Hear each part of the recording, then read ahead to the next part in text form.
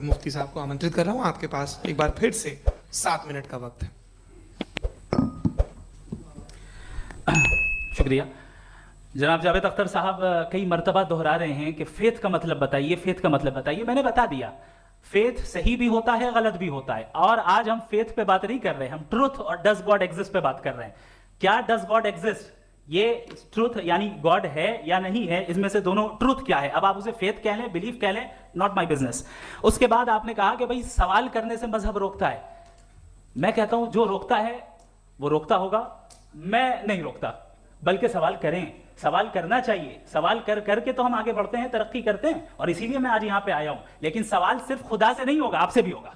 सवाल एथिज्म से भी होगा, सवाल सिर्फ मजहब से नहीं होगा, सबसे होगा। और आज मैं सवाल करूंगा और उम्मीद है कि आप जवाब देंगे। अभी तक आपने वैसे कॉन्टिंजेंसी आर्गुमेंट का कोई जवाब नहीं दिया। चलें, आपने कहा यूनिवर्स के बारे में इटर्नल क्यों नहीं बोल देते। ये चूंकि लॉजिकली पॉसिबल ही नहीं है कि यूनिवर्स इटर्नल हो। यूनिवर्स एक कॉन्टिंजेंट चीज है जो टाइम एंड स्पेस के पाबंद है, टाइम एंड स्पेस से बाउंड है। जो टाइम एंड स्पेस से बाउंड होगा वो कॉन्टिंजेंट होगा, जो कॉन्टिंजेंट होगा वो उसकी बिगिनिंग हुई होगी, जिसकी बिगिनिंग हुई होगी वो इटर्नल नहीं हो सकता। ये तो कॉमन सी बात है। आपने कहा कि किसी मजहबी किताब में डायनासोर का जिक्र नहीं है। अफसोस कि आज तक किसी मैथमेटिक्स की किताब में मुझे डायनासोर का जिक्र नहीं मिला।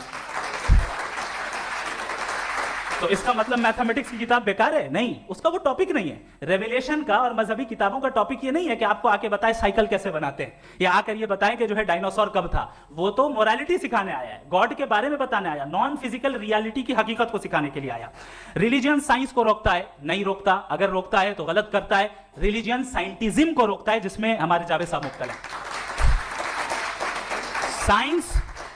साइंस और साइंटिज्म में फर्क है। साइंटिज्म यह है कि आप समझें कि साइंस और साइंटिफिक मेथोडोलॉजी ये नॉलेज को हासिल करने का वाहिद सोर्स ऑफ नॉलेज है। यह है साइंटिज्म। हम इसे रिजेक्ट करते हैं। हम साइंस को तो तरक्की करते हैं। भाई आप हमारी पूरी तारीख कर लें, पढ़ लें तो आपको पता चल जाएगा। बहरहाल ये अलग टॉपिक है। उसके बाद इन्होंने एक लफ्ज कहा, वेटिकन ने फतवा दिया। वेटिकन का फतवे से कोई ताल्लुक नहीं है, दोनों कॉन्ट्राडिक्टरी अल्फाज हैं। उसके बाद उन्होंने कहा कि भाई हमें नहीं मालूम। अगर नहीं मालूम तो क्लियरली कह देना कि नहीं मालूम है, इसमें क्या हर्ज है। तो वही तो मैं कह रहा हूं ना कि आप कह दें कि नहीं मालूम, लेकिन क्लेम क्यों कर रहे हैं कि गॉड एग्जिस्ट नहीं कर रहा है। आप कह दें नहीं मालूम है, हो सकता है हो सकता ना हो, लेकिन आप क्लेम कर रहे हैं। The moment you say God does not exist, this is a claim, and now the burden of proof is upon you too, जैसे हमारे ऊपर है। और क्यों है मैं बताता हूं, क्यों है ये भी मैं बताता हूं। फिलोसॉफिकली जो क्लेम होता है ना, सिर्फ ये नहीं होता कि इंसान कहे पॉजिटिव क्लेम करे और नेगेटिव क्लेम करे तो बर्डन ऑफ प्रूफ नहीं है। आप मिसाल के तौर पे मैं कहूं कि फुला उस कमरे में कोई नहीं है, मैंने एक नॉलेज का क्लेम किया है। उस कमरे में कोई नहीं है, मैंने एक नॉलेज का क्लेम किया। या तो मैं कहूं मुझे नहीं पता, हो भी सकता है नहीं भी हो सकता है, this is not a claim. लेकिन जब मैं कह रहा हूं कि वहां कोई नहीं है, या मैं कह रहा हूं वहां कोई है, दोनों क्लेम है और दोनों के ऊपर बर्डन ऑफ प्रूफ है। हमारे ऊपर भी बर्डन ऑफ प्रूफ है। मैंने कंटिजेंसी आर्ग्यूमेंट दिया, इसे तोड़कर दिखाई। आखिरी चीज, इन्होंने कहा कि खुदा दुनिया बनाने से पहले 150 साल पहले या करोड़ों साल पहले क्या कर रहा था। अरे हजरत, चलें बहरहाल मैं जवाब दे देता हूं। आप हमारे रिस्पेक्टेड पर्सनैलिटी हैं, अगर आप नहीं होते तो मैं इसे एंटरटेन ही नहीं करता।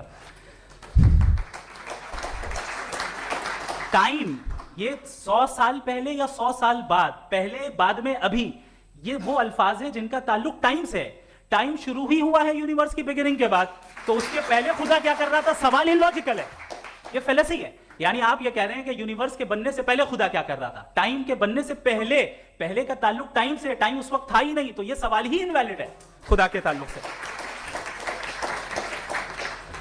दूसरी चीज, आर्ग्यूमेंट ऑफ कंटिजेंसी जो मैंने आपके सामने पेश की है, आपने बार बार ये प्रूफ किया और ये कह रहे हैं कि गॉड ऑफ गैप्स।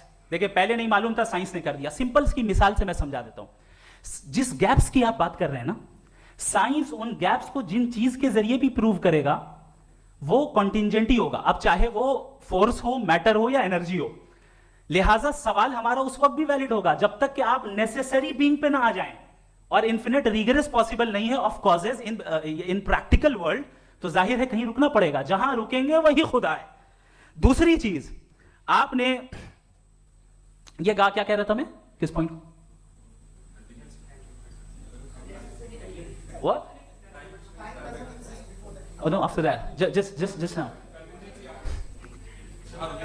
हाँ, जहां रुकेंगे वही खुदा है। बहरहाल, तो टाइम का जिक्र हो गया, गॉड ऑफ गैप, सॉरी या इसकी एक मिसाल आप ले लें। एक कार है, एक साहब ने देखा कि भाई कार जो है उसके व्हील्स कितने अच्छे लगे हुए हैं, सही जगह पे, स्टीयरिंग जो है कितने अच्छे जगह पे लगी हुई है, और सीट्स कितने वेल डिजाइंड है, कितनी प्रिसाइजली ये कार काम कर रही है, तो जरूर कोई ना कोई इसे क्रिएट किया है, किसी ने क्रिएट किया है। अब जावेद साहब आए और कहे अरे जनाब बोनेट खोलिए, इसमें इंजन है, इंजन इस कार को चला रहा है, hence prove no one has created the car. This is illogical, this is irrational. आपने इंजन के जरिए उस गैप को तो साबित किया, लेकिन क्या उससे कार की जो क्रिएशन है और उसका जो क्रिएटर है ये इंपॉसिबल हो जाए, ऐसा पॉसिबल है? उसका सवाल खत्म हो जाए, ऐसा पॉसिबल है? नहीं। आपने गैप्स को फिल करके, कॉन्टिंजेंट चीजों से गैप्स को फिल करके हमारे ऑब्जर्वेशन को और ब्रॉड कर दिया। अब हमें और पता चल गया कि ये जो कार है इसका सिस्टम कितना ज्यादा कॉम्प्लेक्स है। पहले कम समझते थे, अब कॉम्प्लेक्सिटी और ज्यादा वाजे हो गई। अब हमें समझ में आ रहा है कि हमारी सर्टेनिटी और बढ़ गई कि जरूर इस कार को किसी ना किसी ने बनाया। यही मामला यूनिवर्स का है। साइंस हमेशा फिजिकल वर्ल्ड की चीजों को ही फिल करती जाएगी और फिजिकल चीजों से ही करती जाएगी, क्योंकि एम्पेरिकल एविडेंस का ताल्लुक फिजिकल वर्ल्ड से है। आप साइंस के जरिए मेटाफिजिकल रियलिटी को कभी साबित नहीं कर सकते। ये रॉन्ग टूल का इस्तेमाल करना है। ये वही काम है कि आप मेटल डिटेक्टर से प्लास्टिक डिटेक्टर करने चलें, जो कि जाहिर है सही नहीं है। Thank you.